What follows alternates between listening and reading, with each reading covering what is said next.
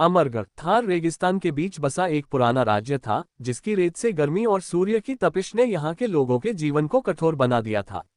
इस राज्य के राजा विक्रम थे, जो अपने न्यायप्रिय शासन के लिए प्रसिद्ध थे। उनके राज्य में सब कुछ अच्छा चल रहा था, लेकिन एक भयावह रहस्य ने राज्य को घेरे रखा था, और वह रहस्य था राजकुमारी राजमाला का शाप। राजकुमारी राजमाला राजा विक्रम की एकमात्र संतान थी और उसकी सुंदरता का हर कोई दीवाना था।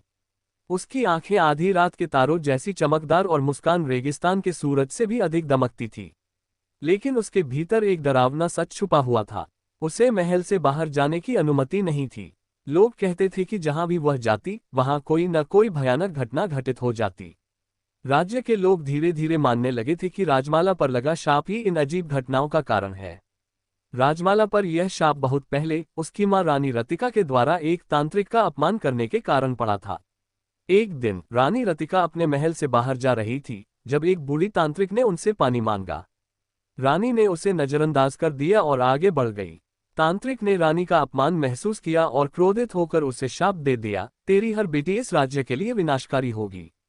कई पीढ़ियां बीतने के बाद राजमाला ही पहली राजकुमारी थी जिस पर यह शाप लगा था। राजमाला के 16वें जन्मदिन के बाद से अजीब घटनाएं घटने लगीं। महल की सबसे ऊंची मीनार से रात को डरावनी चीखें सुनाई देती और फसलें रातों रात सूख जाती। पूरा राज्य संकट में था। राजा विक्रम ने कई तंत्र मंत्र के विशेषज्ञों और साधुओं को बुलवाया, जिन्होंने बताया कि केवल एक पवित्र हृदय वाला राजकुमार ही इस शाप को समाप्त कर सकता है। लेकिन ये काम आसान नहीं था, क्योंकि जो भी राजकुमार राजमाला से मिलने आता, वह डर के मारे भाग जाता। फिर एक दिन जैसलमेर का प्रसिद्ध और साहसी राजकुमार वीर इस चुनौती को स्वीकार करने के लिए अमरगढ़ पहुंचा। वीर को राजमाला की कहानी सुनकर यह शाप तोड़ने की चुनौती आकर्षक लगी। उसने ठान लिया कि वह राजमाला से मिलेगा और इस शाप को तोड़ेगा। राजकुमार वीर महल में राजमाला से मिलने के लिए आया। उसे एक अंधेरे हॉल में लाया गया, जिसकी दीवारों पर पुराने राजस्थानी चित्र लगे हुए थे। हॉल के अंत में एक पतला रेशमी पर्दा था, जिसमें राजमाला छिपी हुई थी। जैसे ही वीर ने पर्दा उठाया, चारों ओर अजीब अजीब आवाजें गूंजने लगीं। वे आवाजें उसे पीछे हटने के लिए कह रही थीं, लेकिन वीर ने अपनी हिम्मत को बनाए रखा। उसने एक कदम और बढ़ाया और एक अविश्वसनीय शक्ति ने उसे धक्का दिया। उसका दम घुटने लगा और उसकी आंखें धुंधली हो गईं।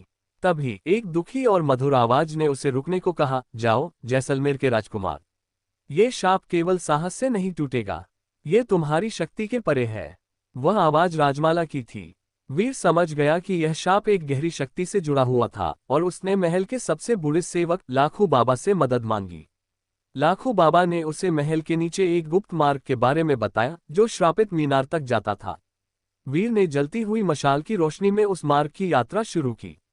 कई घंटों की कठिन यात्रा के बाद वह एक कक्ष में पहुंचा। कमरे के बीच में एक पत्थर की मूर्ति थी, जिसमें एक महिला का रूप था और उसके हाथ ऊपर की ओर मन्नत में उठे हुए थे। वीर ने महसूस किया कि यह मूर्ति राजमाला की आत्मा को पकड़ने वाली थी। राजकुमारी राजमाला ने वीर से कहा, यह मेरा श्राप है। मेरी आत्मा इस मूर्ति में बंधी हुई है।